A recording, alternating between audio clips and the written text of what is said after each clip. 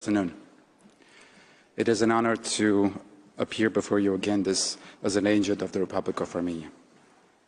As I stand before you today, I hope you will see Azerbaijan's request for what it truly is, yet another transparent attempt to deflect attention from its own wrongdoing. We have seen this mirroring tactic every step of the parallel proceedings now before this court. After Armenia sent Azerbaijan a notice of dispute requesting negotiations under the CERT, Azerbaijan sent Armenia a notice of dispute calling for negotiations as well. After Armenia filed its application and request for provisional measures back in September 2021, Azerbaijan filed an application and request for provisional measures too. After Armenia raised concerns about Azerbaijan's non-compliance with the court's first order on provisional measures, Azerbaijan reactively raised alleged concerns of its own. The same pattern can be seen before the European Court of Human Rights. And now, after Armenia requested provisional measures concerning the ongoing humanitarian crisis precipitated by Azerbaijan's continuing effort to strangle the ethnic Armenian population of Nagorno-Karabakh, Azerbaijan has again sought to create a false sense of equivalence. Notably, this request for provisional measures by Azerbaijan is not in any way meaningfully different from the one rejected by this court over a year ago. Furthermore, Azerbaijan submitted its request only 6 days following Armenia's request, despite the fact that it has been in possession of most of its alleged evidence for months. In fact, the European Court of Human Rights, which was also requested by Azerbaijan to reconsider its earlier decision, rejected the request for interim measures in connection to Armenia's alleged laying of landmines. Judges of the court, allow me to be perfectly clear. Armenia has laid mines on its own sovereign territory for purely defensive purposes. Armenia has done so in the light of Azerbaijan's repeated acts of aggression, including most recently in September 2022. Azerbaijan's appetite for territory and concessions it seeks from Armenians have been increasing on a daily basis. It has used every opportunity to occupy new Armenian lands by force. This is a state that still holds ethnic Armenian prisoners of war and civilians as captives, targets civilians, encroaches on lands populated by Armenians, and ethnically cleanses such lands. And this is a state that is seeking to justify its own ongoing efforts to ethnically cleanse Nagorno-Karabakh by blaming peacekeeping forces for merely doing their job, by keeping opposing sides apart. But let me be equally clear. Armenia does not lay mines outside its sovereign territory, let alone in civilian areas, in a counterintuitive and implausible attempt to target Azerbaijani civilians on the basis of race. And Armenia has not and does not set booby traps ever, anywhere, at all Azerbaijan has raised such accusations repeatedly, and they have been repeatedly refuted. The reality is that, as Armenia's council will explain, Azerbaijan collected the landmines about which it complains from Armenia's sovereign territories occupied by its own armed forces in 2021 and 2022.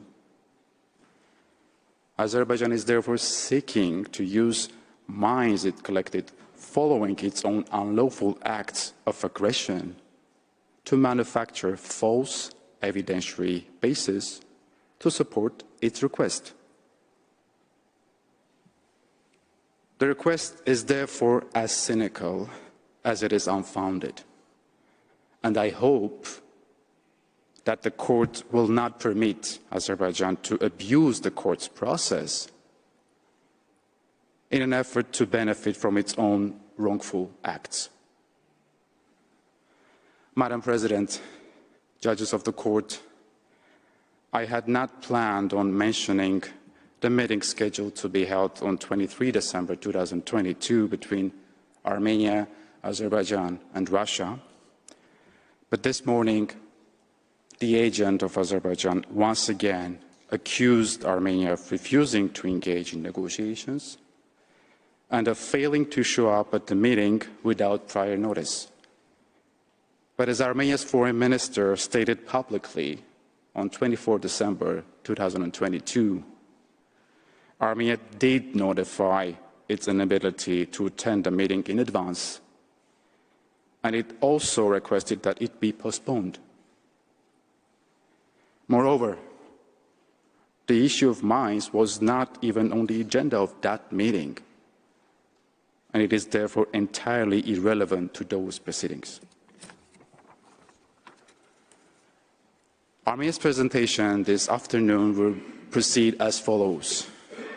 First, Professor Sean Murphy will illustrate why the allegedly new facts relevant to Azerbaijan's request are either false or unproven. Second, Professor Robert Kolb will explain why the rights for which protection is being sought by Azerbaijan are not plausible. Third, Professor Pierre Darjan will discuss the provisional measures requested by Azerbaijan and summarize why those measures should not be granted. Finally, I will briefly return to the floor to read Armenia's final submissions. I thank you, Madam President, judges of the court, for your attention. I ask now that you call Professor Murphy to the floor. Thank you. I thank the agent of Armenia for his statement, and I now invite Professor Sean Murphy to take the floor. You have the floor, Professor. Thank you, Madam President. Members of the court, it's a great pleasure to appear before you and an honor to do so on behalf of the Republic of Armenia. As indicated by our agent, I will address the facts concerning the alleged laying of landmines and setting of booby traps in Azerbaijan that purportedly call for the court to issue provisional measures of protection.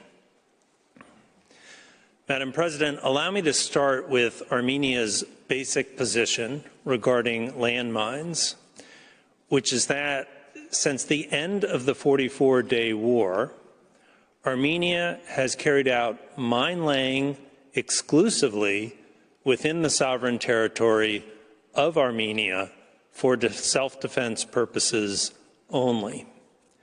This has been necessary because in May 2021, November 2021, and September 2022, Azerbaijan forcibly crossed the border into Armenia and seized Armenian territory.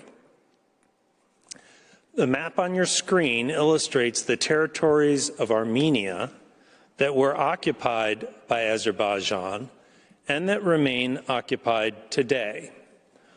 Along the border between the two countries, you see various places colored in purple orange, and pink, where Azerbaijan's armed forces have crossed the border and seized pockets of Armenian territory. These attacks and their condemnation by the international community are well documented. For example, the European Parliament in May of 2021 adopted a resolution saying that troops from Armenia had, and I quote, entered the territory of Armenia, which amounts to a violation of the territorial integrity of Armenia and of international law, end of quote.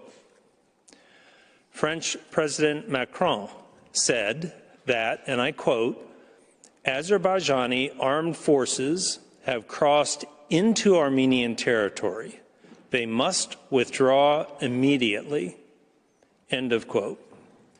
The list goes on. At the outset of such attacks, Armenia deemed it necessary to lay landmines within its territory for military defense purposes.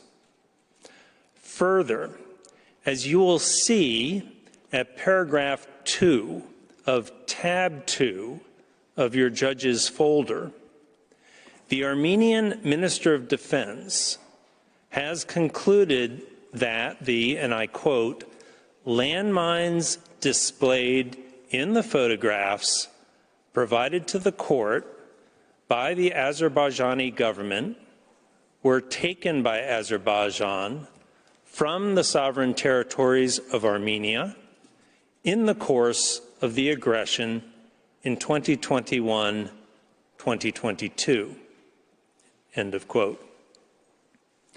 Likewise, the Armenian Minister of Foreign Affairs stated last November, before Azerbaijan filed this request, the following, and I quote, it's on your screen, regarding Azerbaijan's declarations that the Armenian side has placed Armenian-made mines in Nagorno-Karabakh, I must underline that the mines displayed by Azerbaijan were found not in Nagorno-Karabakh, but in the sovereign territories of Armenia occupied in 2021-22, and they now are trying to use these mines for propaganda purposes.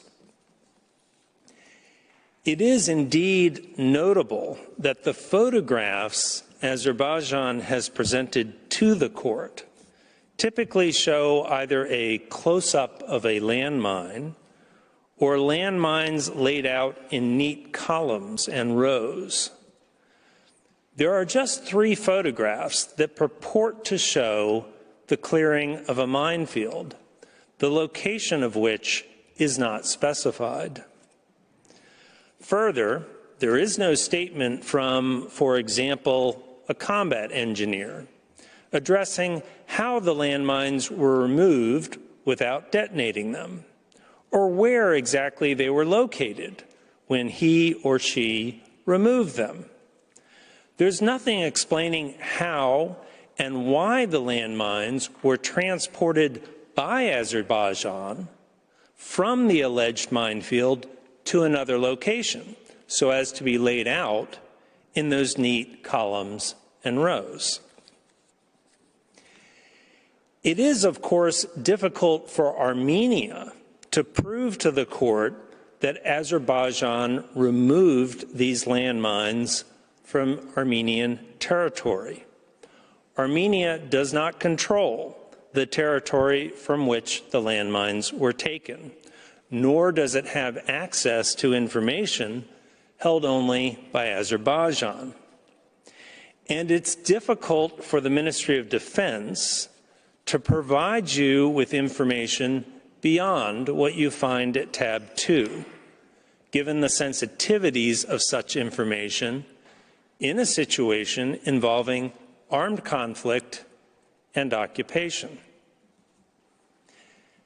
At the same time, and to be candid, Madam President, it may be difficult for the court to agree with Armenia that the landmines in Azerbaijan's photographs were taken from Armenia, given the lack of evidence before you on that point beyond the clear and unequivocal position of the Armenian government expressed well before Azerbaijan submitted the request. So allow me to turn instead to the story that Azerbaijan tells the court, which under close scrutiny simply falls apart. And because it falls apart, I respectfully submit that the court should once again, as it did in December 2021, feel compelled to reject Azerbaijan's request.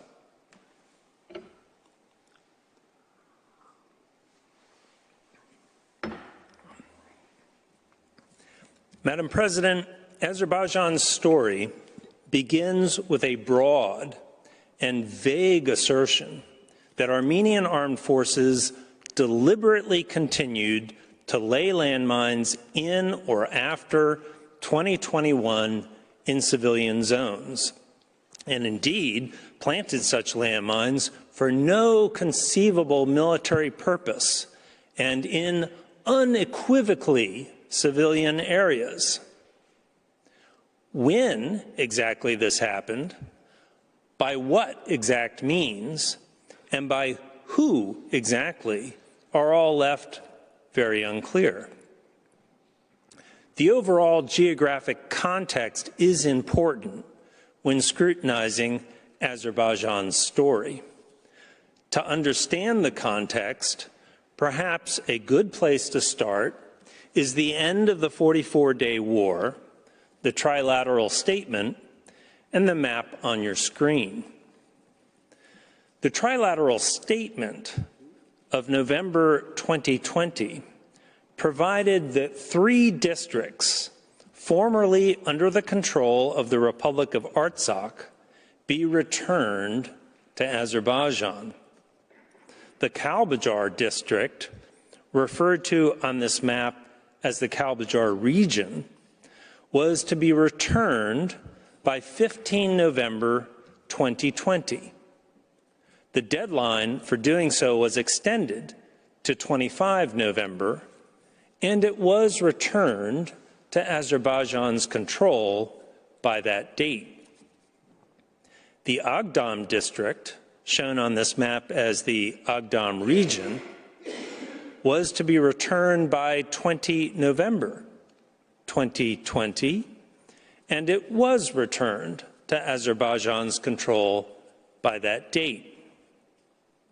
The Lachen district, shown on this map as the Lachen region, was to be returned by 1 December 2020, and it was returned to Azerbaijan's control by that date.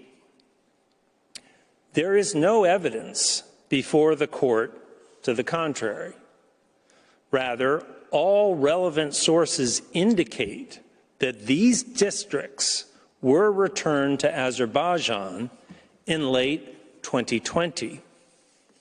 The only caveat is that the Russian peacekeepers were deployed into a relatively small portion of the Lachen district that we refer to as the Lachen corridor.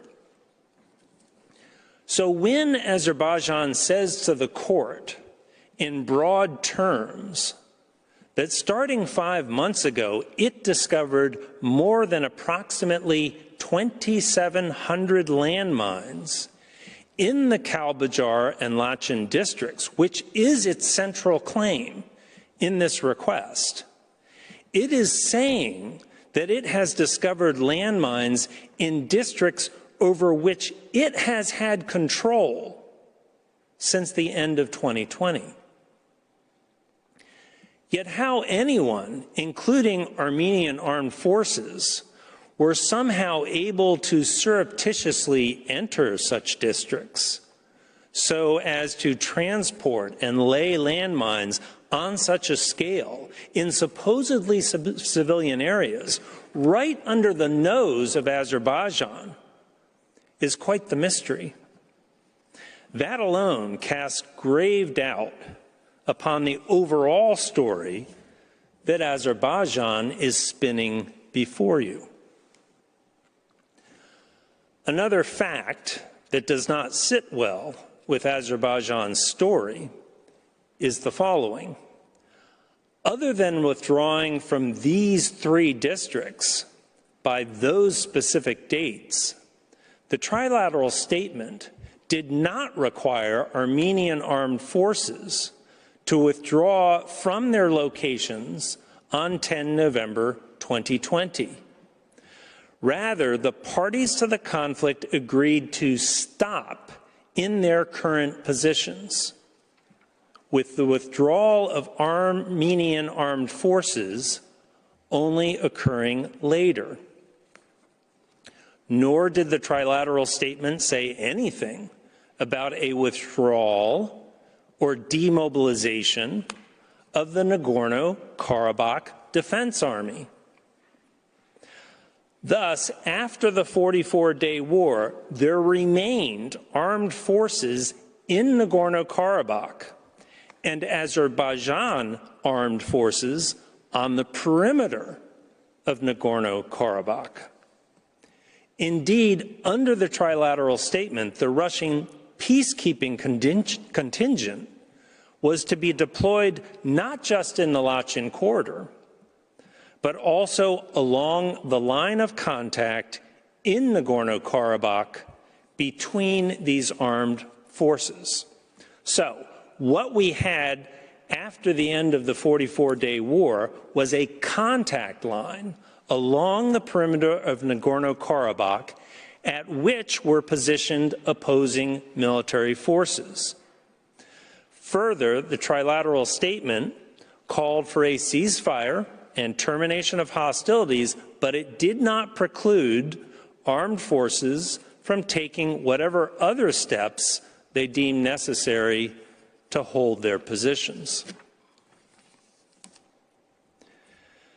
Madam President, if any landmines were laid along the contact line, those landmines were laid for defensive purposes, just as they had been so laid along the line of contact resulting after the first Nagorno-Karabakh War. Such landmines would have nothing to do with an effort to harm civilians. As I previously noted, Azerbaijan claims that starting in August 2022, it found more than approximately 2,700 landmines.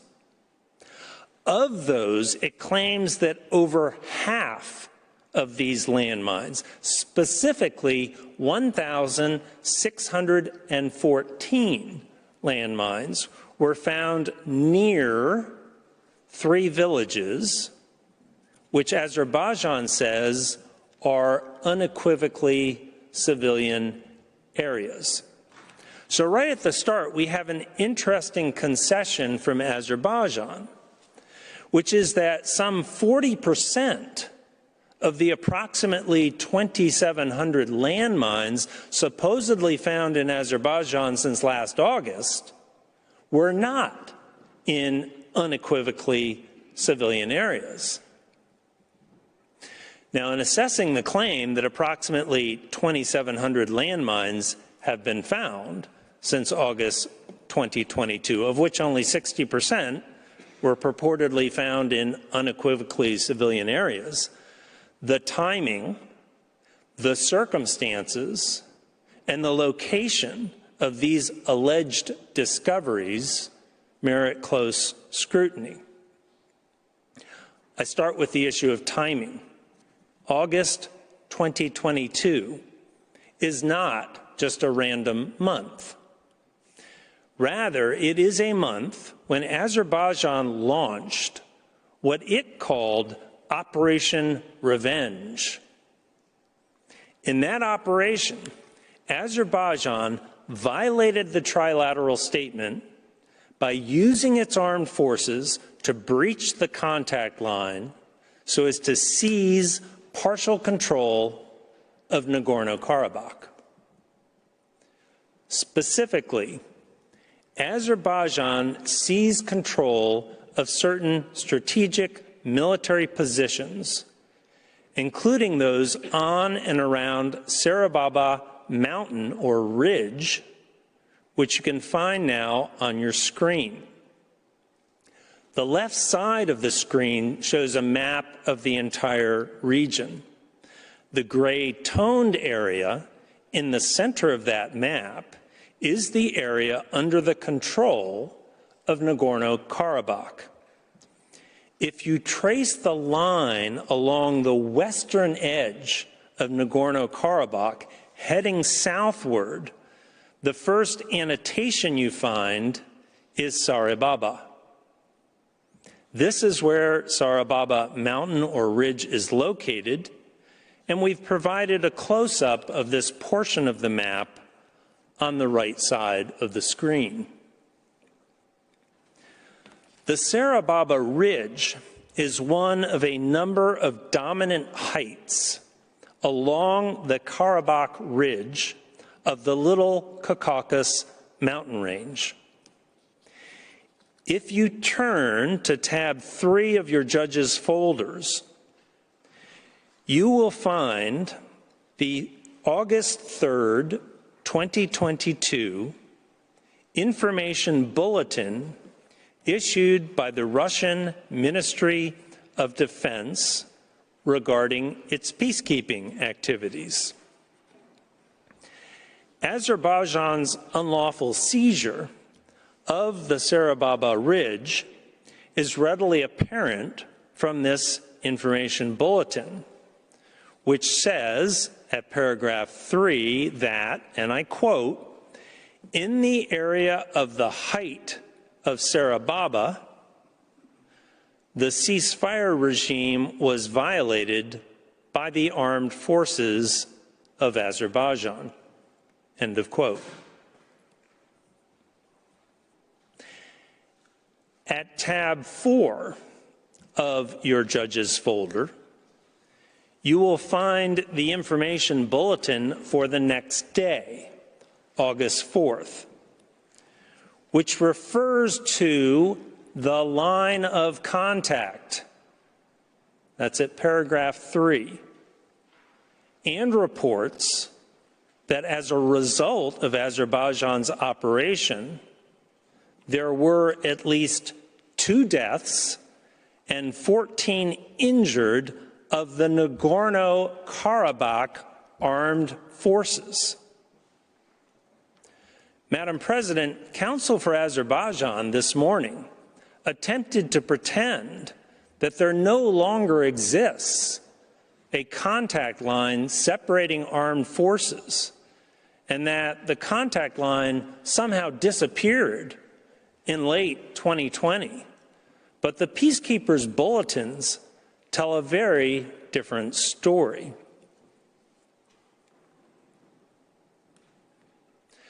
Further, the situation of August 3rd, 2022 was reported at the time by Azerbaijan as a military operation. I invite you to turn to tab 5 of your judges' folder, which contains the statement issued on August 3rd by the Azerbaijan Ministry of Defense. Here, the Azerbaijan Ministry of Defense stated that Armenian armed groups tried to seize certain heights so as to establish new combat positions. But as a result of the retaliatory Operation Revenge, units of the Azerbaijan army seized control of Sarababa and a number of other important commanding heights along the Karabakh Ridge of the Little Caucasus mountain system.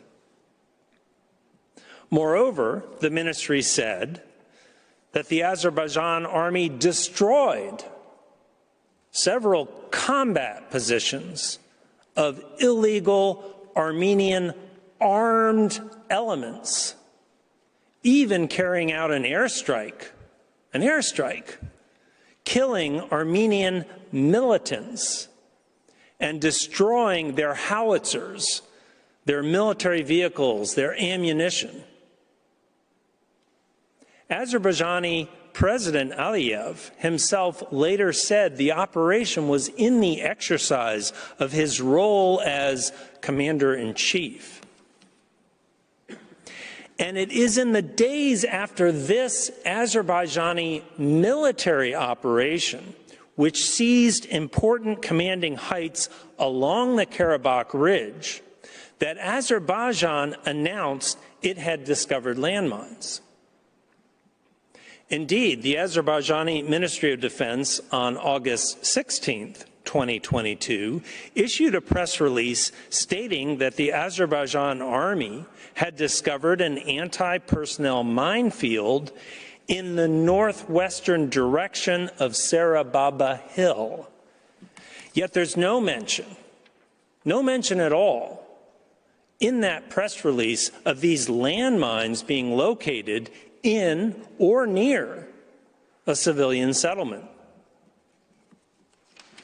Azerbaijan's assertion that it was provoked by enemy forces into exacting revenge convinced no one, most notably the Russian peacekeepers. But the key point is, on any account, in August 2022, there were military operations by military forces to seize strategic heights from other military forces along the mountainous ridges that included Sarababa Mountain. And having seized these strategic heights, this is the point in time when suddenly Azerbaijan says it has found lots of landmines. In fact, of the 1,614 landmines supposedly found in unequivocally civilian areas, 80% are found in August, just after Azerbaijan crossed the line of contact and seized territory. In its request, Azerbaijan presents to you photographs of landmines laid out in neat rows and columns. Those photographs are inescapably associated with Azerbaijan's seizure of Sarababa Ridge. Indeed, the press release the Azerbaijani Ministry of Defense issued on August 16, 2022 about the seizure of Sarababa included the photograph that you now see on your screen. If that photograph looks familiar, it's because Azerbaijan presents it to you now at page 9 of its Annex 10 as evidence of alleged laying of landmines by Armenia in civilian areas. In other words, back in August 2022, these mines are the spoils of a successful military operation. Today, they're evidence of laying of landmines in unequivocally civilian areas.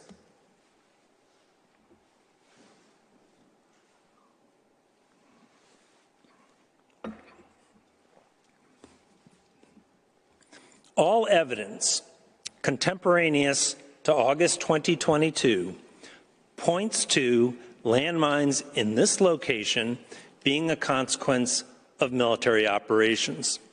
The Caspian News on August 17, 2022 published virtually the exact same photograph as appears at Figure 2 on page 12 of Azerbaijan's request.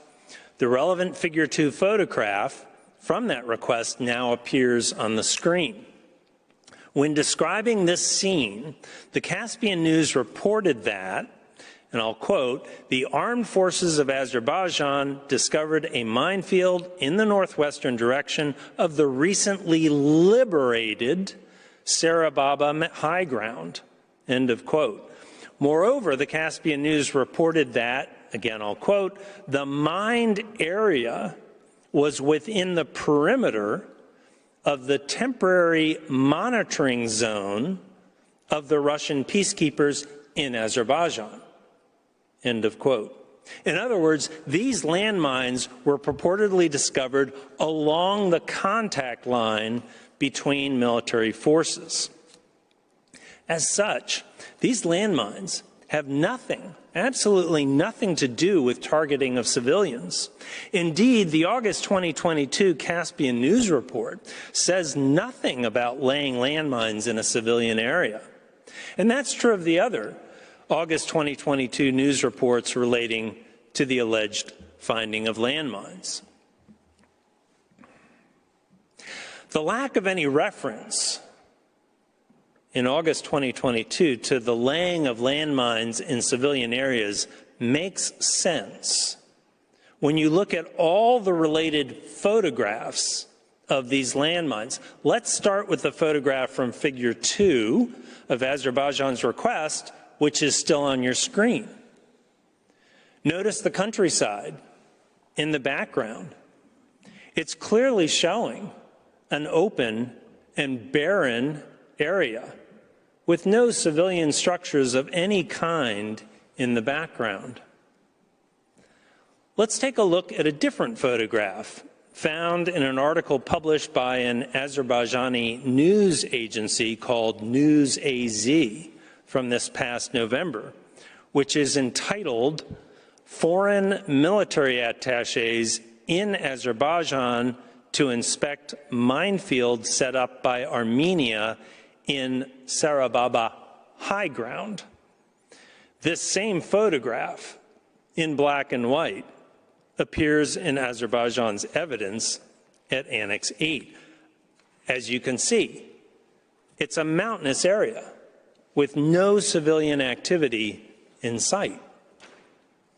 A different angle of this same scene appeared in an article by the Azerbaijani news agency Azer News from November 2022, which is entitled "Russian-Turkish Military Observers Inspect Minefield in Sarababa Peak."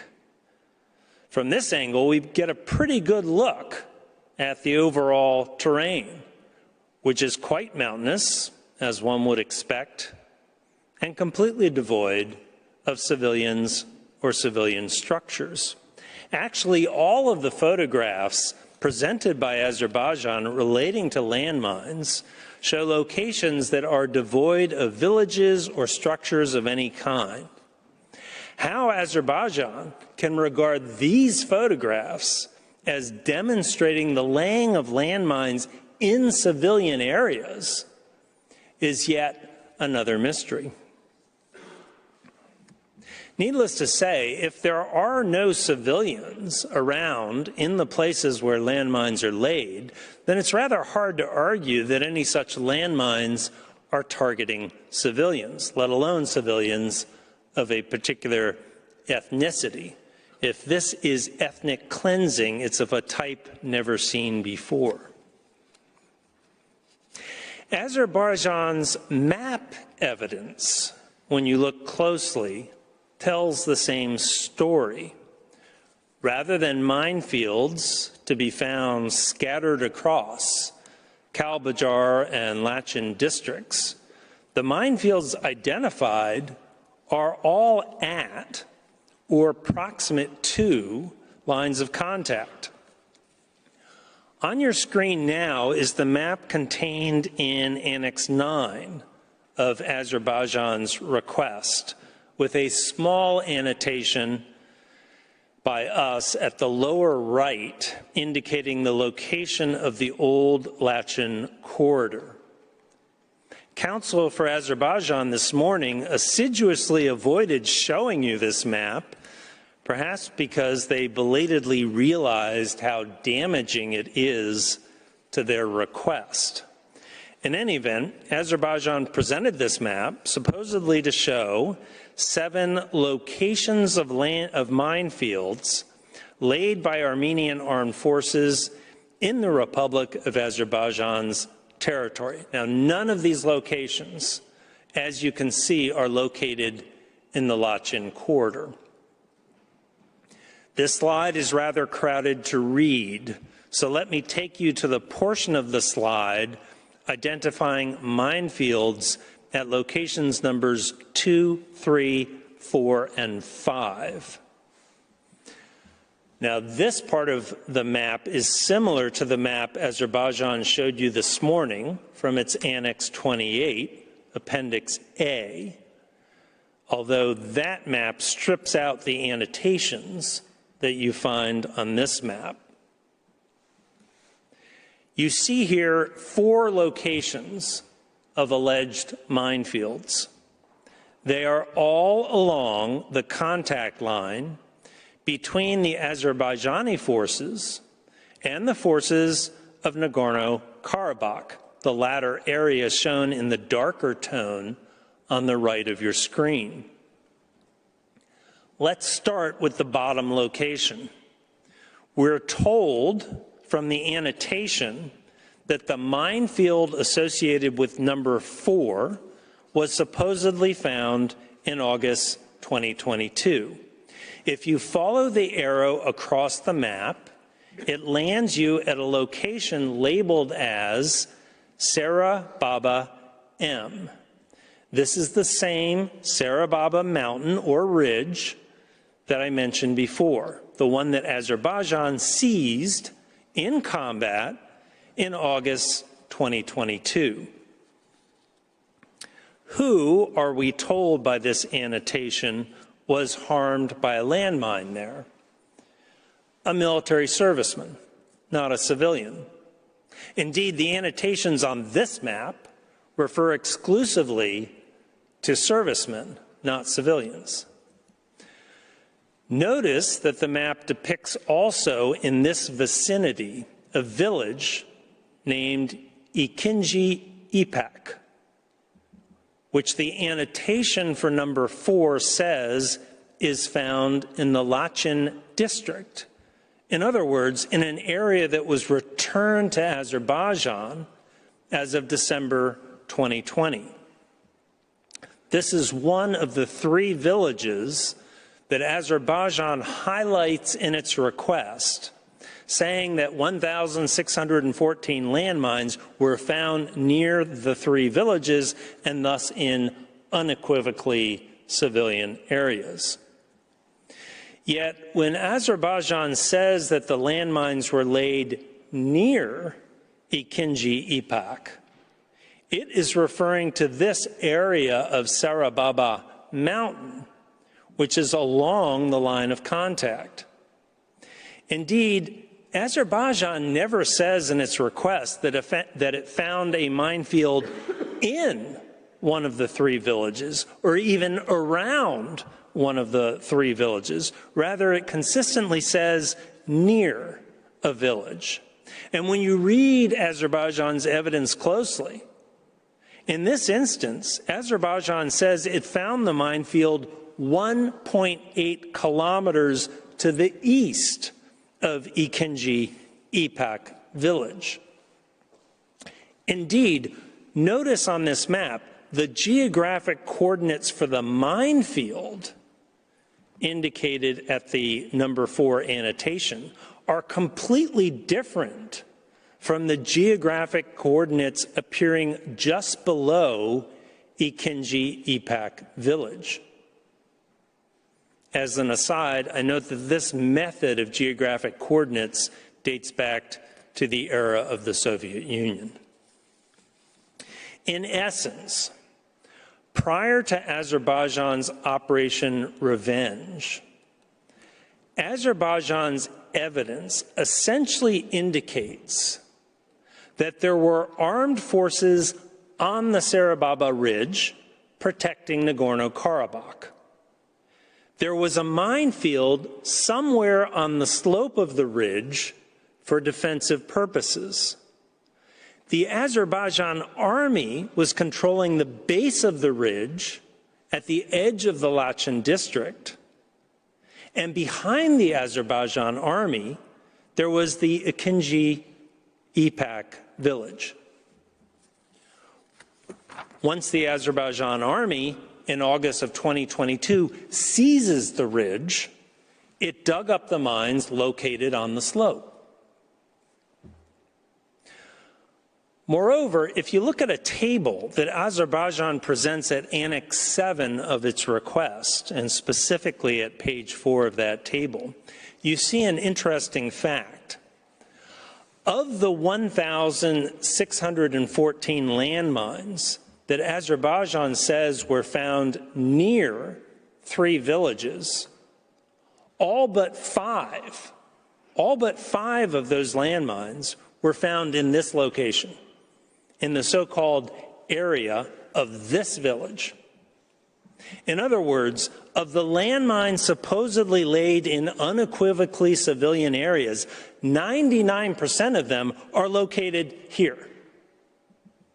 Thus, the heart of Azerbaijan's entire request relating to landmines relates to this single location, at and along the Sarababa Ridge, and to the discovery of landmines after Azerbaijan's military forcefully seized the ridge in August of 2022.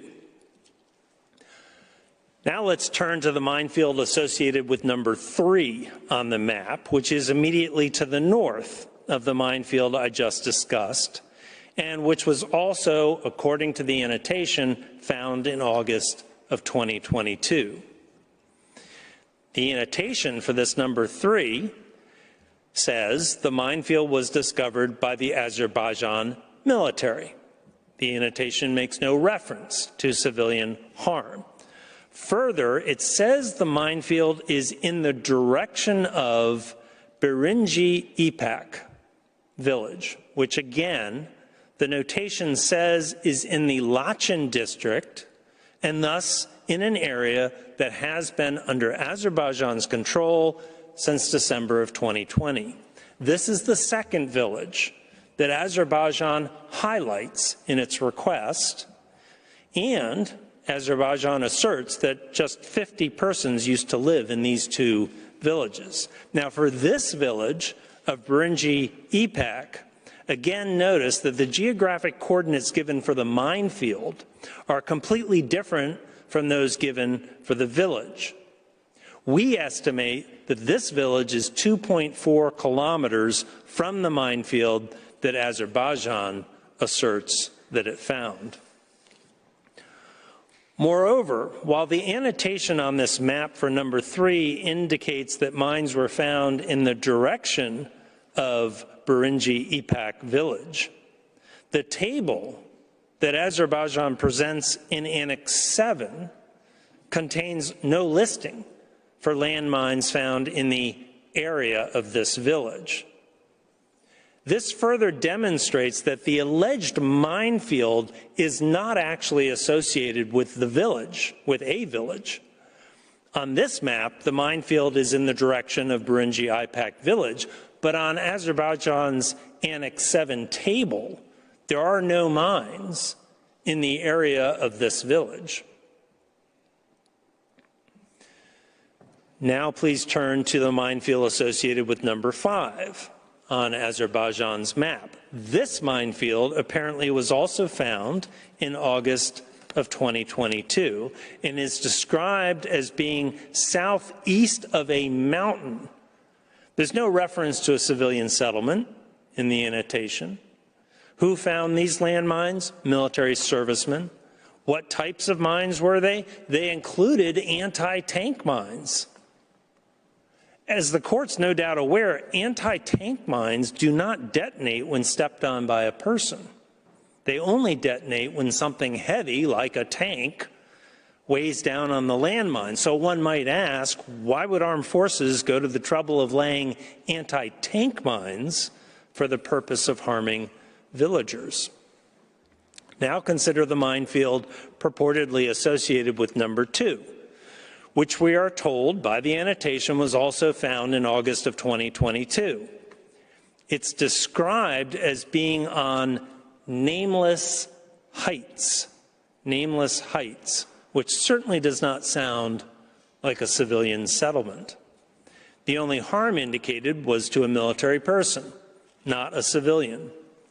From the table at Azerbaijan's Annex 7, we learn that a total of 5 mines make up this minefield. Although it's not shown on this map, Azerbaijan's other evidence places the third village that Azerbaijan highlights, the Balipaya village, to the south of these nameless heights.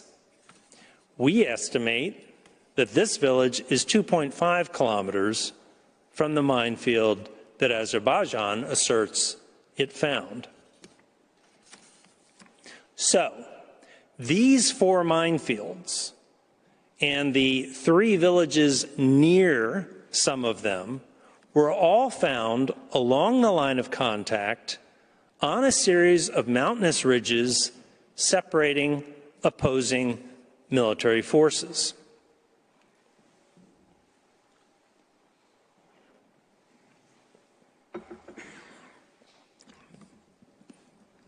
Madam President, Azerbaijan does not emphasize the final locations from this Annex 9 map of minefields. But it may be helpful for the court to briefly consider these other locations, as this map is definitely showing minefields along lines of contact between opposing military forces. So here again is an enlarged portion of Azerbaijan's Annex 9 map, this time showing alleged minefields at locations numbers 1, number 6, and number 7. All these locations are at or near the border between Armenia and Azerbaijan. Numbers 6 and 7 are places where there have been active hostilities between Armenia and Azerbaijan since the end of the 44-day war, while number 1 is a place where only 4 mines were found. In short, all the evidence before you, whether it's in the form of reports, photographs, maps, or otherwise, demonstrates that if any landmines were laid in the areas as claimed by Azerbaijan, they were laid between opposing forces for defensive purposes along the strategic heights of the contact line or along an international border, and were not laid in civilian areas. Thus, they were not laid for any reason related to the Convention on the Elimination of Racial Discrimination. Madam President, aside from the fact that laying landmines for purposes of military defense is not unlawful, we note the lack of any attribution of conduct here to Armenia. If Azerbaijan's position is that the NKR or its army laid these landmines, we respond that with respect to the time period at issue in this request, Armenia does not exercise control over either the NKR or its army, and there is no evidence before the court to suggest otherwise. Further, there's no evidence that the Republic of Armenia in this time period instructed or directed the NKR or its army to lay the particular minefields asserted by Azerbaijan. Moreover, since the end of the 44-day war, Armenia has not provided any armaments or ammunition to Nagorno-Karabakh. The Sherigov case referred to this morning, which was issued in 2015, and which was applying a jurisdictional standard, not a standard of attribution, says nothing to the contrary. As such, any NKR conduct in this regard cannot be attributed to Armenia. So to conclude on the issue of landmines, no doubt there were incidents of civilians on all sides who have been hurt by landmines, as suggested by the injuries to the telecommunications workers recounted in Azerbaijan's Annex 25. Of course, everyone, including the government of Armenia, regrets such incidental harm, but those accounts of harm are endemic across the region, a product of mines laid by many actors, including the government of Azerbaijan, in many places for defensive purposes over a period of 30 years.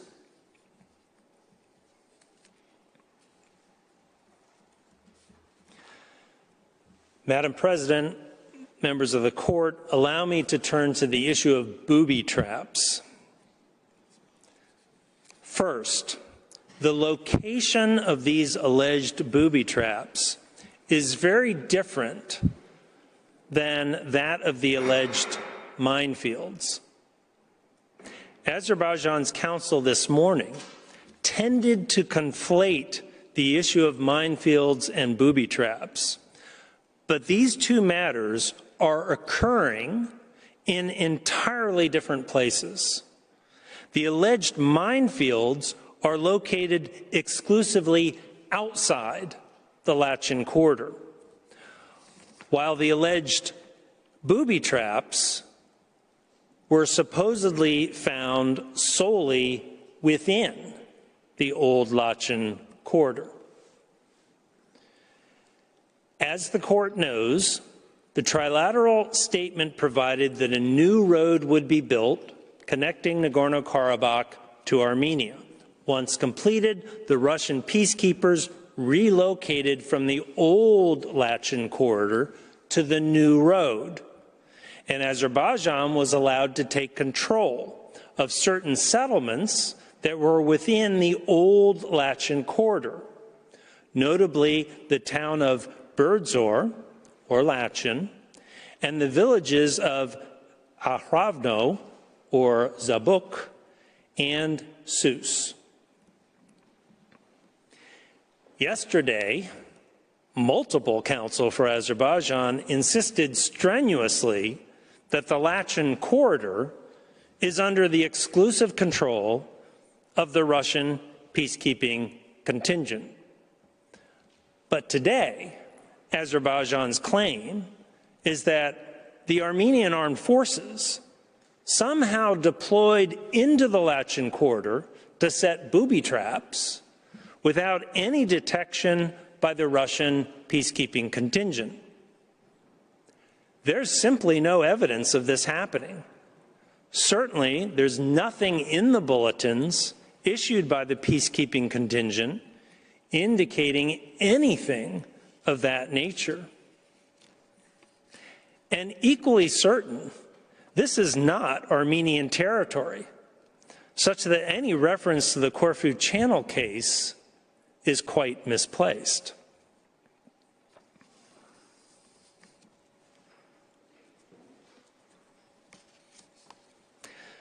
Second, and to be absolutely clear, Armenia denies setting any booby traps in civilian homes or settlements. The armed forces of Armenia do not use booby traps. As you can see at tab 2 of your folder, in the final paragraph, the Armenian Minister of Defense confirms that such devices are too unpredictable and ineffective for military operations, and depending on their use, may not be consistent with international humanitarian law, a position fully consistent with that taken by the ICRC.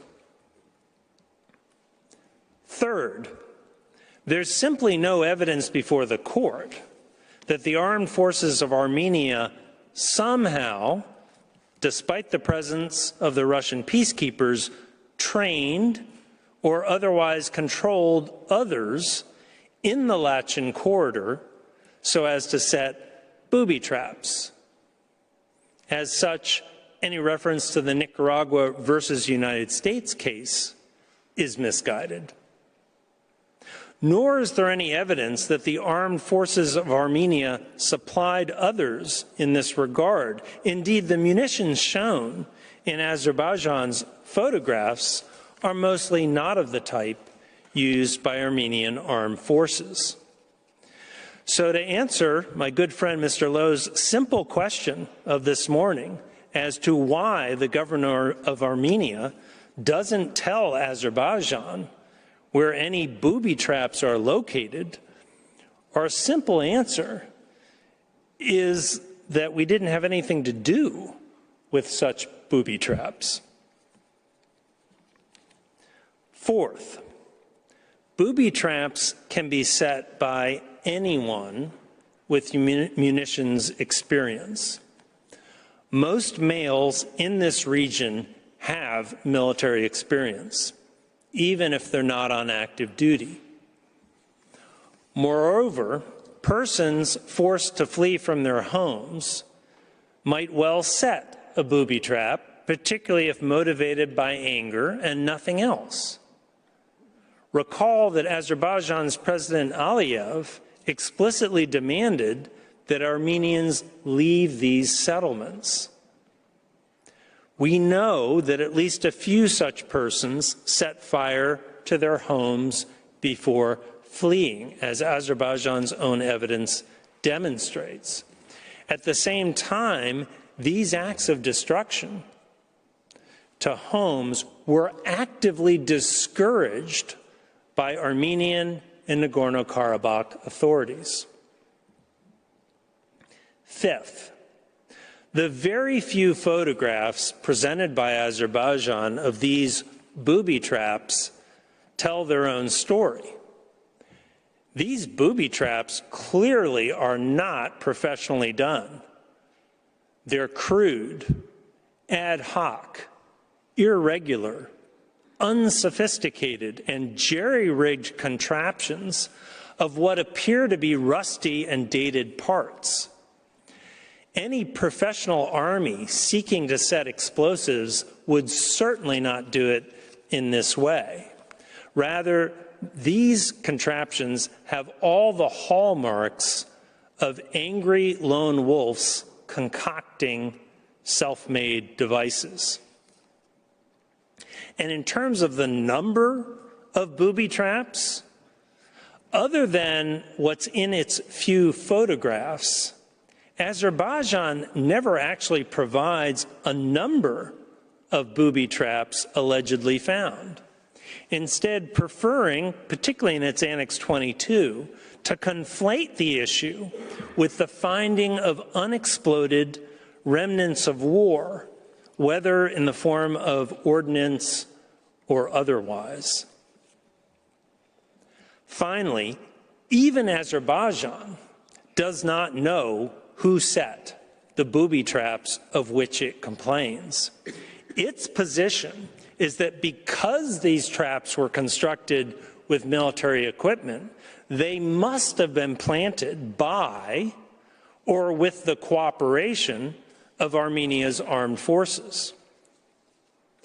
Well, actually, in a region that has experienced numerous armed conflicts over some 3 decades, there's quite a bit of military equipment lying around and plenty of persons who know how to use it, such that it does not make sense to say that only Armenia is able to do this.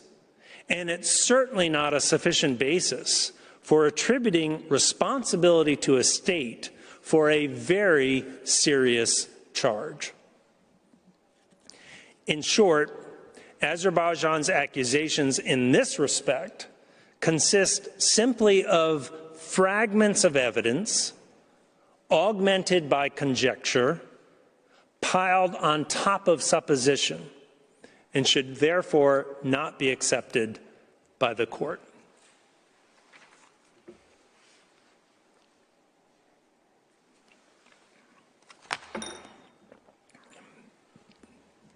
Before concluding, Madam President, I wish to make a last observation about whether the facts Azerbaijan has placed before you are really new, as insisted this morning by counsel for Azerbaijan and as required under your rules. While Azerbaijan represents to the court that it recently located minefields, Azerbaijan's own evidence reflects that out of the approximately 2,700 landmines that were allegedly discovered since August 2022, approximately 86% of them were in fact discovered in August and September, meaning more than 4 months ago. In short, not so recent. Moreover, Azerbaijan's letter to Armenia of September 15, 2022, and Azerbaijan's letter to the court of September 22, 2022, characterized the discovery of these minefields as a violation of the court's December 2021 order. In other words, Azerbaijan maintained that the laying of these alleged minefields, purportedly of landmines manufactured in 2021, was already a matter addressed in your December 2021 order, which means that they are not new facts that allow for a fresh request for provisional measures of protection. And in saying that last September, Azerbaijan did not reserve any rights to pursue a new request.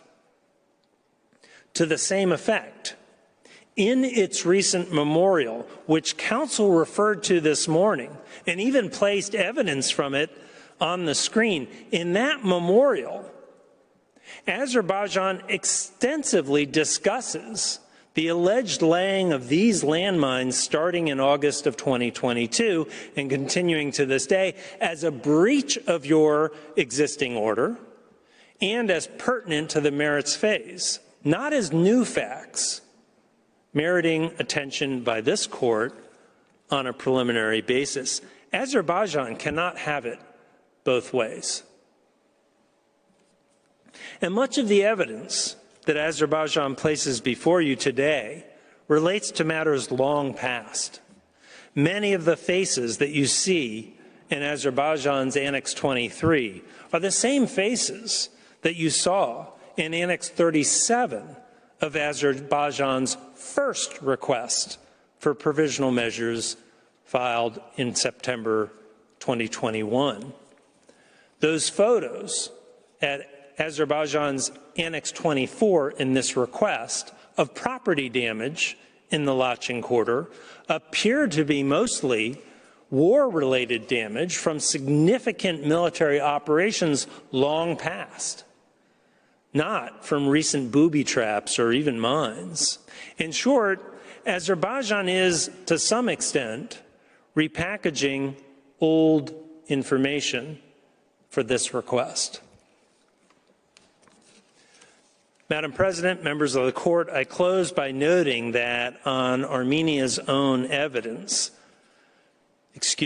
Azerbaijan's own evidence, Armenia supposedly engaged in indiscriminate use of mines and indiscriminately planted landmines and indiscriminately deployed mines. If so, then it would suggest that Armenia did not engage in an act of discrimination within the meaning of the CERD. But importantly, Armenia did nothing of this kind. Armenia only planted landmines in its own territory for self-defense. But even if landmines were laid as Azerbaijan would have it, any such conduct by whoever did it, from all the evidence before you, would only have been done as a defensive measure undertaken along borders or lines of contact and without any purpose of harming persons of a particular ethnic origin.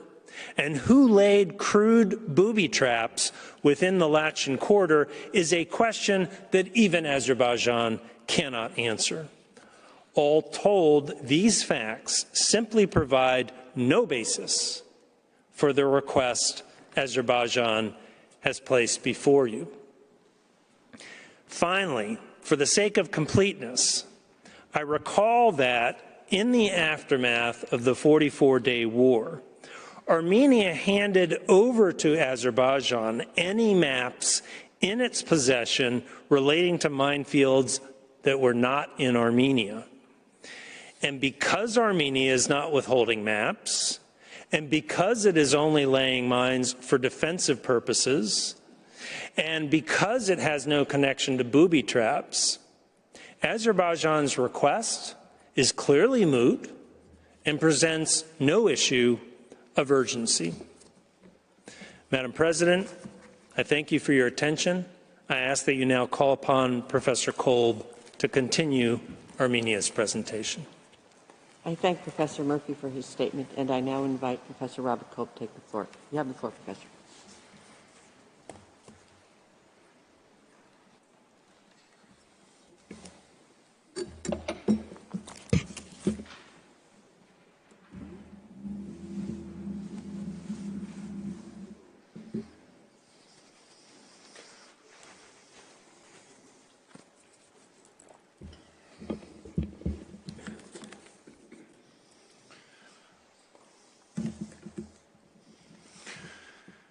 Madame la Présidente. Madam President, distinguished members of the Court, this afternoon I'll be talking to you about the plausibility of rights as a condition for the indication of provisional measures. To be quite frank with you, I did wonder what I could shed light on for you, because the question that we are dealing with here is so crystal clear. Is there any doubt as to the non-plausibility of the rights invoked by Azerbaijan? Certainly not. Can one question whether the rights put forward by Azerbaijan are linked to the jurisdiction of the court? Certainly not. You have already decided so. Notwithstanding this, Azerbaijan persists in its desperate strategy of mirror reactions. I could leave it at that. But you are expecting from me a demonstration, which I will now give to you. The facts surrounding the laying of Armenian landmines and booby traps have been recalled by Professor Sean Murphy. I can rely on his demonstration without any need to go back over it.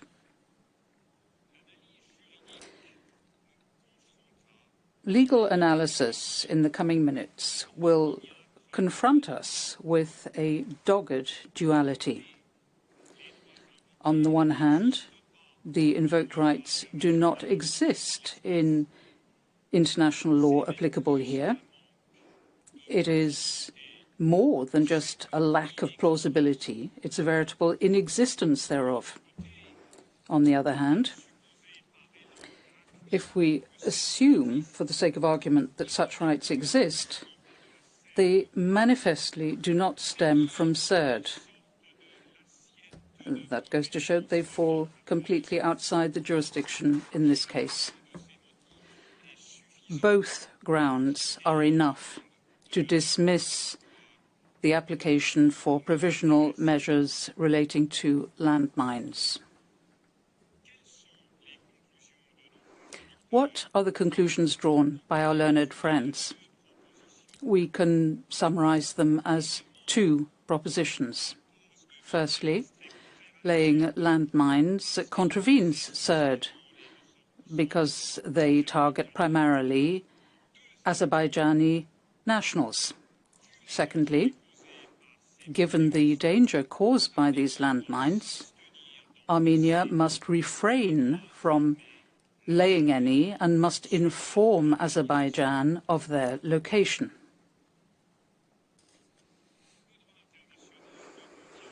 In international law, there is no prohibition on the use of landmines.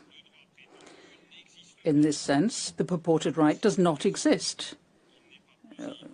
And what is even more true, it's not plausible.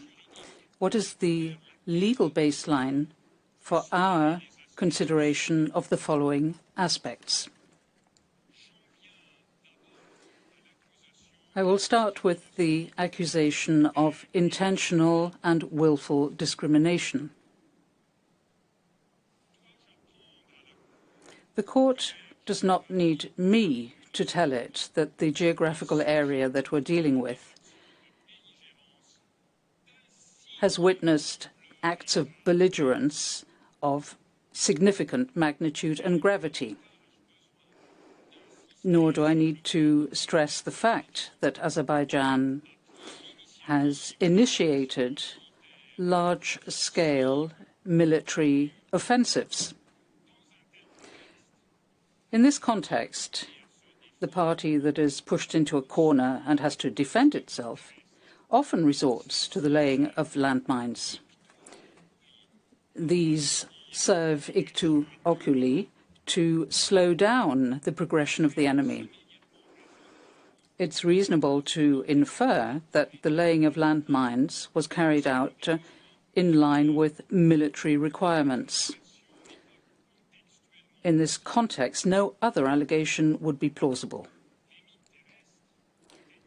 Landmines were found in areas where there were military operations of which Azerbaijan boasts. I put it to you, is it so surprising to discover mines in areas that the defensive state knows is in danger? Where else should it have placed the mines, assuming its expectations of military effectiveness? In Erevan?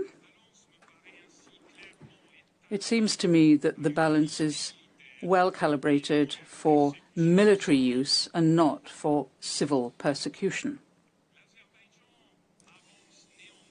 Nonetheless, Azerbaijan contends that Armenia allegedly laid the landmines after it had left the territories at issue.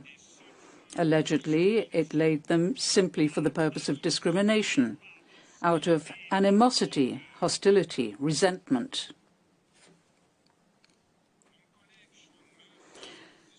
My colleague Sean Murphy has shown to you that, on the contrary, these devices came from contact areas and had been laid for defensive purposes.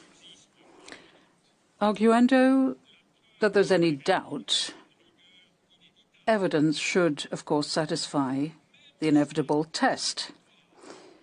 Even at the stage of provisional measures, allegations concerning the shameful, unlawful acts or the acts that are grave and malicious have to be founded in evidence that is strict and certain. Do you see them anywhere here? Azerbaijan has been quite simply making claims and insinuations. I find nothing other than assertions that are discredited by the location of the landmines concerned. When I say location, I mean that the mines have been found outside villages and centres of population. They've been placed between the lines of contact. For this reason, their victims were primarily soldiers. All in all, we have far less than plausibility here.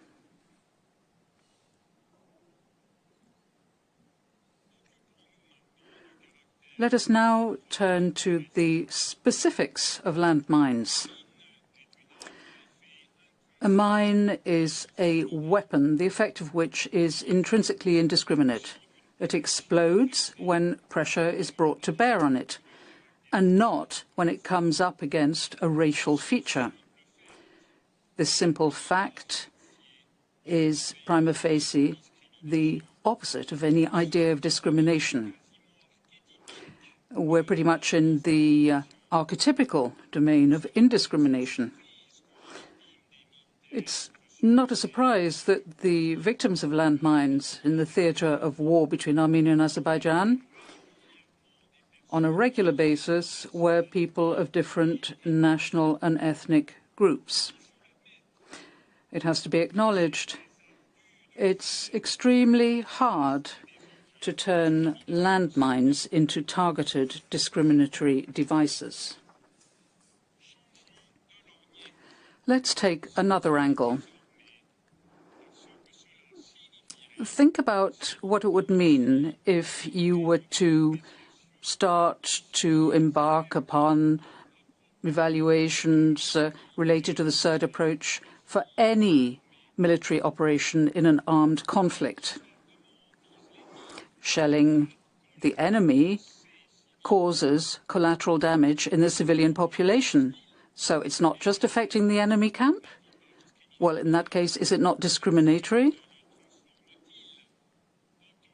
Potentially, could CERD turn it into an internationally wrongful act? Landmines are laid in areas where enemy breakthrough is expected. So are they not hitting in the main the enemy? That means that their laying is perhaps discriminatory. Can CERD plausibly convert this into an international crime? Pretty well all military operations and their related actions are, within this meaning, discriminatory. Does that mean that prima facie they fall within the scope of CERD? I do not believe that states would tolerate any such interpretation of the law. And I am sure that that is not your interpretation either. Specific additional elements are required in order to give credibility to discrimination within the meaning of CERD. What I have just said also disposes of our learned friend's arguments as to the effects, and I refer to paragraph 35 of the application, where it says that even if the purpose of actions is not discriminatory, it is enough for them to have discriminatory effect. This interpretation fails to recognize the text of Article 1, Paragraph 1 of CERD, which requires not just a discriminatory effect, but also that a distinction be drawn on the basis of race, color, descent, or national or ethnic origin. Any such distinction has not been made in this instance. If a discriminatory effect were to be enough, the words that I have just quoted would be entirely superfluous. I do not believe that it would be legally correct to deprive them of their effet utile. What is more, if the version of our learned friends were correct, then Qatar versus United Arab Emirates would have continued to the merit stage. The effects doctrine is admittedly not applicable when a measure is based on a purpose and an effect that is recognized in international law. That is the case of military advantage in armed conflict. Were it to be otherwise, pretty well any act related to military operations would constitute a potential or actual breach of CERD. We would end up with a clearly absurd and unreasonable result. It is not admissible that we grant the effects doctrine such an immeasurably broad scope. Rather, I have the impression that our learned friends are using it, at best, as a panacea, and at worst, as a tabula in naufragio. As demonstrated by my colleague Sean Murphy, there is no new fact and no fact of racial discrimination. There were military operations, offensive by one party, defensive by the other. Any attempt to bring the avatars of those operations into the domain of CERD is both artificial and vain.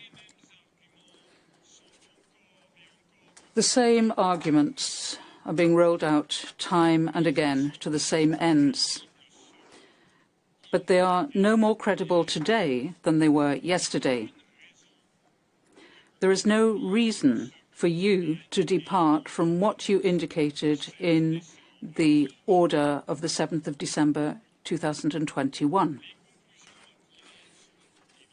The conclusions to be drawn are obvious. The invoked rights are both inexistent, as international law does not prohibit the laying of landmines, and not related to CERD, but to military operations, which means that they are not plausible.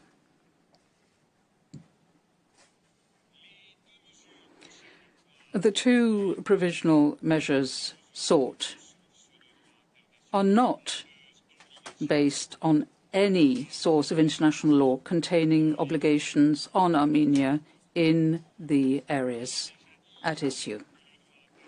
I've already said that international law contains no general rule prohibiting the use of landmines.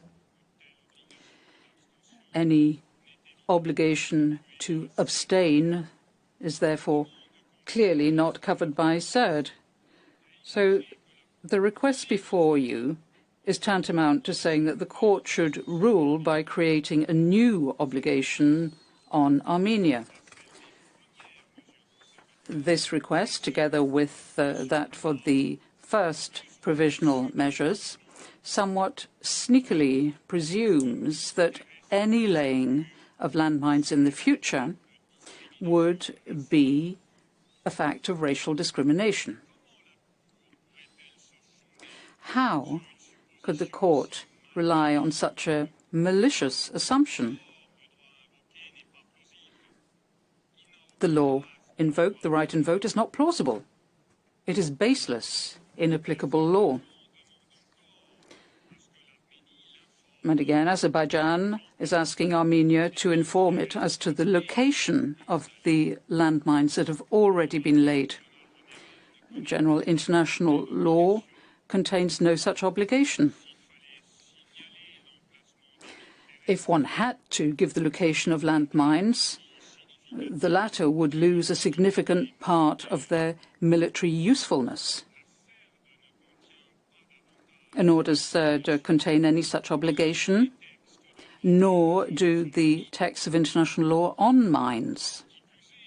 What is more, Armenia has given to Azerbaijan the information in its possession on the location of landmines. In this way, it has gone above and beyond its legal obligations. Once again, we see that the invoked right for information is not based in international law, which is applicable here. We see that the opposing party is asking the court to create new obligations on Armenia, and that the right put forward is not plausible. What is more, neither the laying of landmines nor information concerning their location are questions linked or related to CERD. They're to do with the conduct of hostilities and use post bellum. We come back again to the same two-edged sword, a non-existent right, a putative right that's not linked to CERD. The inevitable conclusion is unrelenting in its clarity. None of the rights invoked are in the slightest bit plausible. What is more, there is no link between the measures sought and any right that would be ostensibly plausible under CERD. The provisional measures sought must be dismissed for that reason alone. I come now to a final aspect. The opposing party claimed this morning that the elementary considerations of humanity would oblige Armenia to reveal the location of landmines. It relied on the Corfu Strait 1949 case and Nicaragua from 1986. I'd like to draw your attention to the decisive legal differences between those precedents and this case.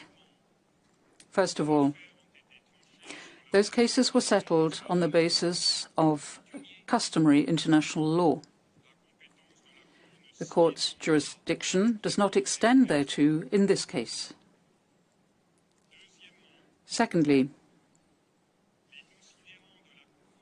the court's recitals on information in these cases targeted primarily the protection of shipping rights. That's not the case here. Thirdly,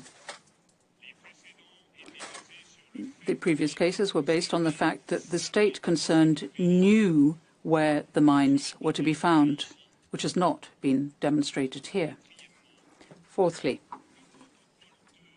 Protocol 2 from 1996 to the Convention on Certain Classical Weapons in Article 9, Paragraph 2 says that the obligation to inform does not exist when the zones concerned are under the control of the opposing party. Positive law, therefore, says there is no general obligation to inform. And our learned friends attempted to grant a further scope, which cannot be accorded. These reflections bring me to the end of my oral pleading. I'd like to thank you for your kind attention. And I would ask you, Madam President, to call upon Professor Pierre D'Argent. I thank Professor Kolb, and I now invite Professor Pierre D'Argent to address the court. You have the floor, Professor.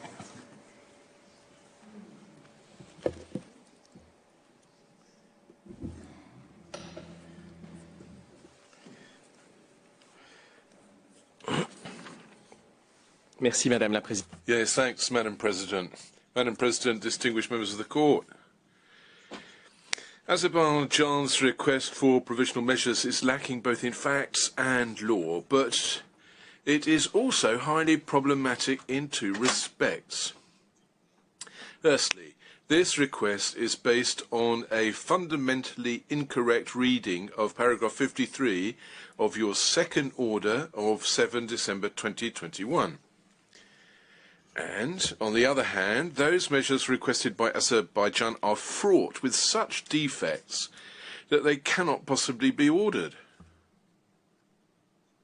Following on the reflections of my colleague Professor Cole regarding the plausibility of the rights whose protection is requested, let me start by my first point.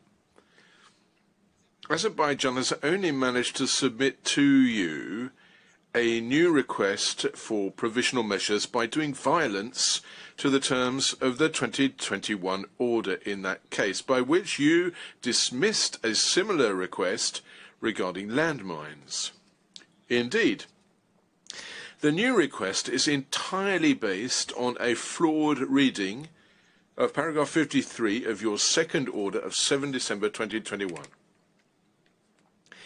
Now, this paragraph, just to recall it to you, is divided into 4 sentences. The first of these sentences you can see on screen. There, the court summarises Azerbaijan's line of argument, whereby I quote, Armenia's alleged conduct in relation to landmines is part of a long-standing campaign of ethnic cleansing, end of quotation. The second and third sentences then set out the legal position of the court on this question. Second sentence. The court recognizes that the policy of driving persons of a certain national or ethnic origin from a particular area as well as preventing their return thereto can implicate rights under CERD, and that such a policy can be effected through a variety of military means. Right, the third sentence then. However, the court does not consider that CERD plausibly imposes any obligation on Armenia to take measures to enable Azerbaijan to undertake demining or to cease and desist from planting landmines. Now, you will note, distinguished members of the court, that these two sentences are wholly legal in content and they form a whole. They're linked between themselves by the however, cependant in French, used here as a conjunction, not as a temporal adverb. And this conjunction indicates that the third sentence adds clarification to the position of principle expressed in the second sentence. Now, though not authoritative, the English version of the order expresses exactly the same linkage using however, French cependant. Thus, the assertion contained in the third sentence is also a position of principle. The Convention does not plausibly impose any obligation on Armenia in terms of planting or clearing mines. The two phrases, the two sentences taken together mean that though, I quote again, a policy of driving persons of a certain national or ethnic origin from a particular area, as well as preventing their return thereto, can implicate rights under CERD, and that such a policy can be effected through a variety of means. End of citation. It nonetheless remains that the Convention does not, and I quote again, plausibly impose any obligation on Armenia to take measures to enable Azerbaijan to undertake demining or to cease and desist from planting landmines.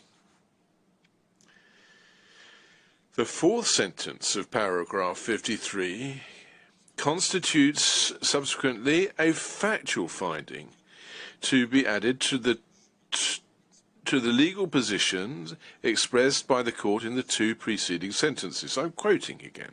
Azerbaijan has not placed before the court evidence indicating that Armenia's alleged conduct with respect to landmines has the purpose or effect of nullifying or impairing the recognition, enjoyment or exercise on an equal footing of rights of persons of Azerbaijani national ethnic origin.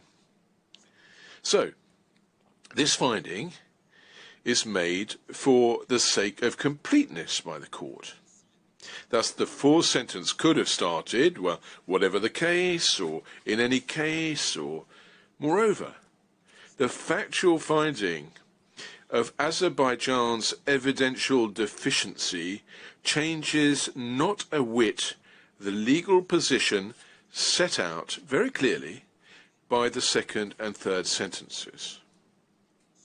Taken together, the four sentences of paragraph 53 thus must be taken to mean that even were it established, which wasn't the case in 2021 and certainly isn't the case today any more so, that even if it were established that land mining operations were conducted with a view to drive persons of a certain national or ethnic origin from a particular area or to prevent their return, and that thereby the rights guaranteed by the CERD could be implicated, one could not, however, infer from the Convention any form of obligation to definitively cease mining operations or to assist Azerbaijan in mine clearance.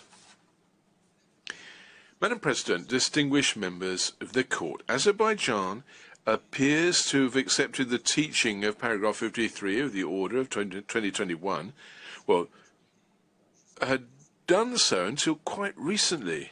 Indeed, in its letter to Armenia dated 15 September 2022 and in a letter addressed to the court 1 week later on 22 September 2022, relying on exactly the same facts as those underpinning its new request for provisional measures, Azerbaijan has inferred some sort of purported breach of the obligation to not aggravate the dispute, which is an obligation prescribed by your second order of 7 December 2021.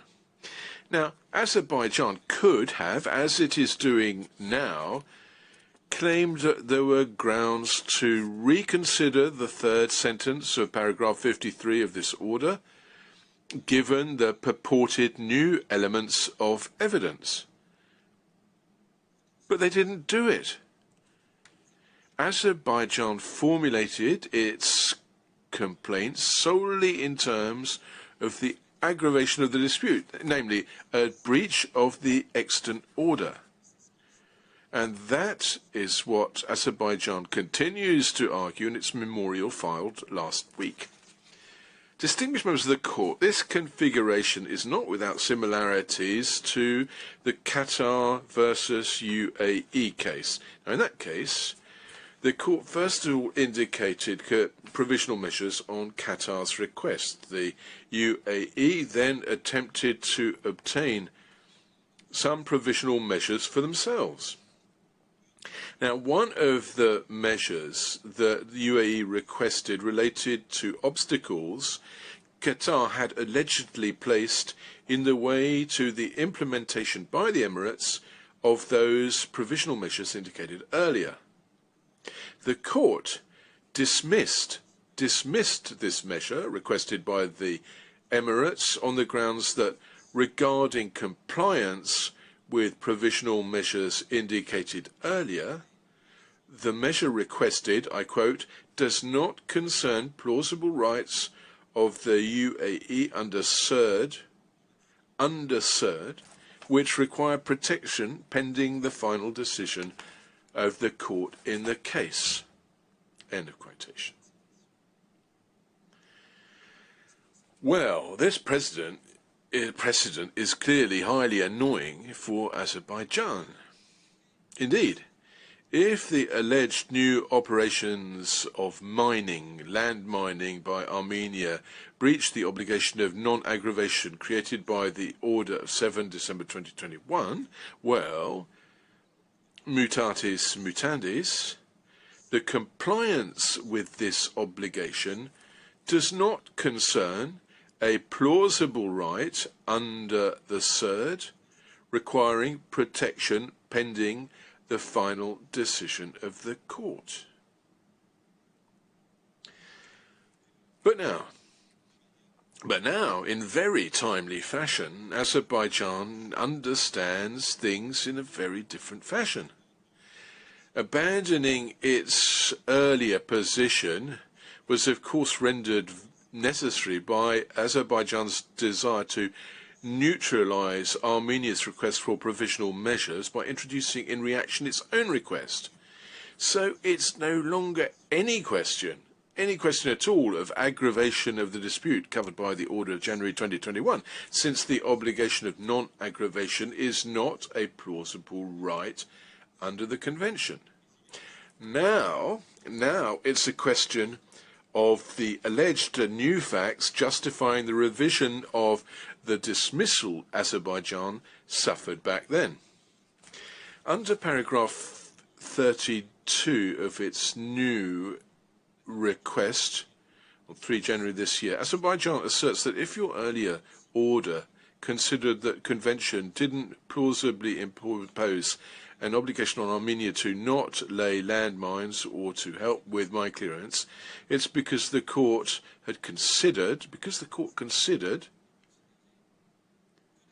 that Azerbaijan had not acquitted itself of the incumbent burden of proof. So Azerbaijan is arguing that the third sentence of paragraph 53 is subordinate to the factual finding of the fourth sentence.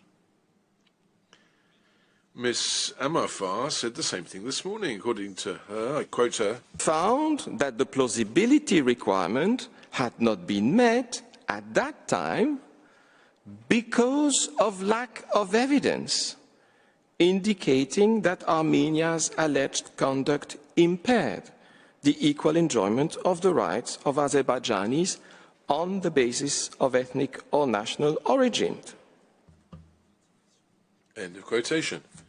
Well, with all due respect, that's not what the court decided in 2021. That's not correct.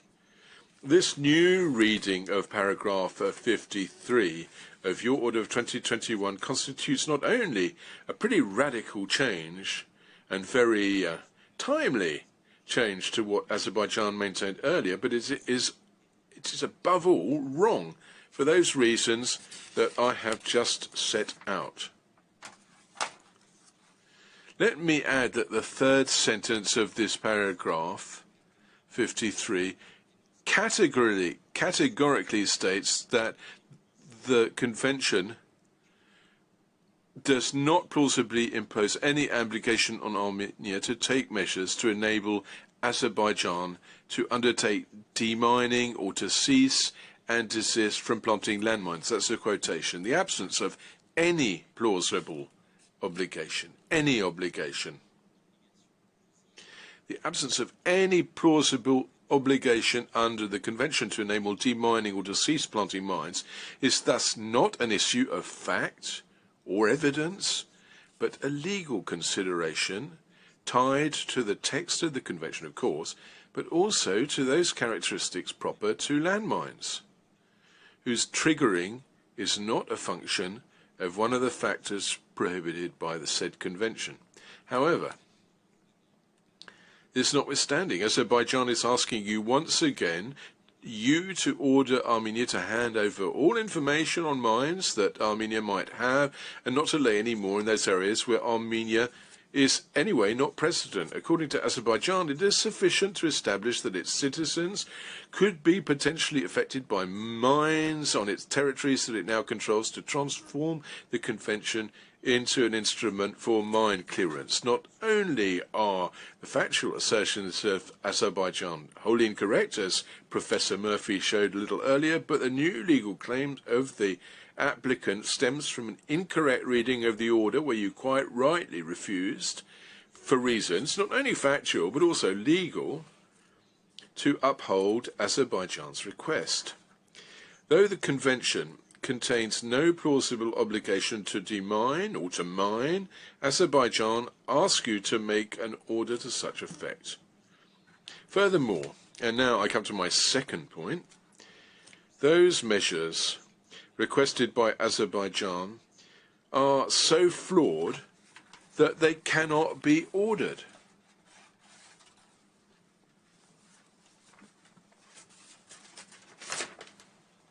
First of all, these measures are formulated in particularly problematic terms. In effect, Azerbaijan is asking firstly to order that Armenia, I quote, shall immediately take all necessary steps to enable Azerbaijan to undertake the prompt, safe and effective demining of areas where they intend to settle Azerbaijanis. Now, what this obligation covers precisely is not really clear, even if in non-exhaustive fashion Azerbaijan indicates a bit later on, that essentially it concerns providing information about the location, quantity, type and characteristics of landmines, booby traps, and any other explosive devices in these areas. That's a quotation. Madam President, distinguished members of the Court, you've already heard it, but I see myself obliged to repeat it. Armenia has handed over all plans relative to the location of mines concerning territories where Armenia has been expelled from subsequent to the war in 2020. Armenia has no more. Anyhow, how could Armenia know, given that it's no longer in those areas, how could Armenia know where the booby traps might be hidden? booby traps, which could have been placed by civilians driven from their homes. Finally, in similar fashion to Azerbaijan's last request for provisional measures, where Azerbaijan asked you to allow it to require from Armenia the gathering of, you'll recall that, the gathering of criminal evidence, Azerbaijan stubbornly tries to obtain from the court a provisional measure enabling it to require this or that from Armenia as the mood takes it. You heard Professor Boisson de Chazouan this morning. Azerbaijan files provisional measures in order to, I quote, benefit from Armenia's cooperation. But what kind of cooperation are we talking about? And how will Azerbaijan benefit? Azerbaijan would like you to order Armenia, I quote, to take all necessary measures immediately to enable Azerbaijan to undertake demining. Now, what does that mean exactly? What that doubtless means in the mind of Azerbaijan is that it should be entitled to require anything it wants from Armenia as and when the desired behavior could putatively, according to Azerbaijan, be necessary for mine clearance. In other words, Azerbaijan is inviting you to order a provisional measure allegedly aimed at cooperation between the parties, but in reality would swiftly morph into a real legal minefield between them. Moreover, the first measure requested by Azerbaijan isn't provisional. In reality, it attempts to achieve prematurely what Azerbaijan seeks on the merits. One of the reparation claims of Azerbaijan in its memorial recently filed is that the court judges and declares, I quote, Armenia is under an obligation to allow, facilitate, and not interfere with the return of Azerbaijani internally displaced persons to their homes in the formerly occupied territories. End of quotation. Well, you'll note that the first provisional measure requested also has as a purpose, I quote, to enable Azerbaijani IDPs to return to their homes. This measure seeks thus to anticipate the judgment on the merits.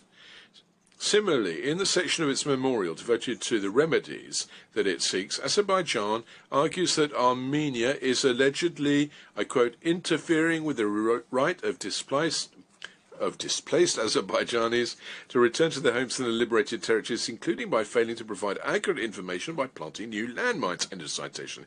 In other words, the complaint of Azerbaijan on the merits case is also what justified and constitutes its first provisional measure. So, Azerbaijan is not seeking to protect plausible rights whilst awaiting your judgment on the merits, but rather to anticipate the result it hopes for in the self-same judgment. However, as is well established, the purpose of requesting provisional measures is not to obtain a judgment interim or final on the merits of the case, but to preserve the substance of the rights which it claims pedente lite. I will add, distinguished members of the court, which is more worrying, that according to the words of the agent of Azerbaijan, it concerns the as an ethnic origin or national origin group and not in relation to nationality or citizenship. As they, as such, are allegedly prevented by the mines and booby traps purportedly planted by or facilitated by Armenia. The measure requested seeks to favour, thus, only the return of people of Azerbaijani national ethnic origin, once again revealing the Baku government's discriminatory preferences. The second measure requested by Azerbaijan is no less problematic. Indeed, Azerbaijan is asking you to order Armenia, I quote, to immediately cease and desist from any further efforts to plant or to sponsor or support the planting of landmines and booby traps in these areas to which Azerbaijani civilians will return in Azerbaijan's territory, including but not limited to the use of the Latvian territory for this purpose. End of quotation. This measure is asking you to acknowledge that the areas to which Azerbaijani civilians will return in Azerbaijan's territory are those designated right now by Azerbaijan itself, whereas this question essentially falls to your judgment on the merits. This measure reflects once again the discriminatory policy of Azerbaijan, whereby only ethnic Azerbaijani civilians and not ethnic Armenian civilians are to live on what it considers its territory. Furthermore, what does that actually really mean?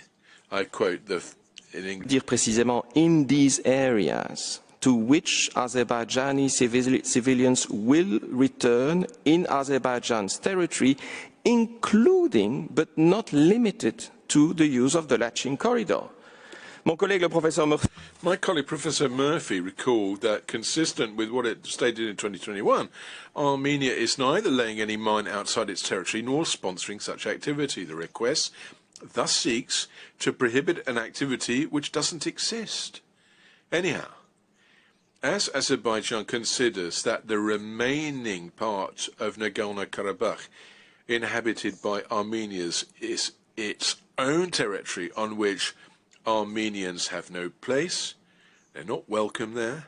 The second measure requested by Azerbaijan is, as you see, extremely problematic, because in reality it aims at obtaining right now a legal guarantee from the court to facilitate its ultimate political and military objective, which is wholly contrary to the convention, namely the conquest of what remains of Armenian Nagorno-Karabakh. Madam President, distinguished members of the court, the measures requested by Azerbaijan are deeply problematic, both in terms of their formulation and the substantive aim, and they're based on an understanding of the convention rejected by your order of 2021. For all the reasons put before you this afternoon, they should be dismissed. Madam President, pursuant to Practice Direction 11, you recalled at the commencement of these hearings, I won't respond to the lengthy arguments of our opponents, complete with pictures which were entirely relative to the merits of this case presented by our opponents. After having devoted a considerable part of this morning's hearings to the merits of the case, Azerbaijan thus usefully demonstrated that its file of alleged new evidence, as we saw from the surgical attack by Professor Murray, that dossier is as destitute today as it was in 2021, and that in reality, by devoting so much time to the merits of the case, what its request really seeks is to anticipate your judgment on the merits. Well, I'd like to thank the court for its kind attention. Can I ask you, Madam President, to call to the bar the agent of Armenia for the final submissions? Thank you. I thank Professor Dajan, and I now invite the agent of Armenia, His Excellency Mr. Yagishe Kerakosian, to take the floor. You have the floor, Excellency. Madam President, distinguished judges of the court, it is an honor and privilege to appear before you again. As our learned counsel have amply demonstrated, Azerbaijan's requests for provisional measures do not represent sincere, let alone actionable claims under the cert. They are engineered to create a false parity. I will now read the final submissions of the Republic of Armenia. On the basis of its oral pleadings, Armenia respectfully requests the court to reject Azerbaijan's request for the indication of provisional measures in full. Madam President, I thank the court for hosting our entire delegation here at the Peace Palace for the proceedings in both cases. We genuinely appreciate the court's willingness to sit for 2 successive hearings, provisional measure hearings. I would also like to express my gratitude to the registry for its meticulousness, expediency, as well as to the interpreters and other court personnel whose efforts contributed to the seamlessness of these hearings. Madam President, distinguished judges of the court, thank you for your kind attention. This concludes Armenia's presentation. Thank you. I thank the agent of Armenia, whose statement brings to an end the single round of oral argument of Armenia, as well as the present series of sittings. In accordance with the usual practice, I shall request both agents to remain at the court's disposal to provide any additional information the court may require. The court will render its order on the request for the indication of provisional measures submitted by Azerbaijan as soon as possible. The agents of the parties will be advised in due course as to the date on which the court will deliver the order at a public sitting. Since the court has no other business before it today, the sitting is declared closed.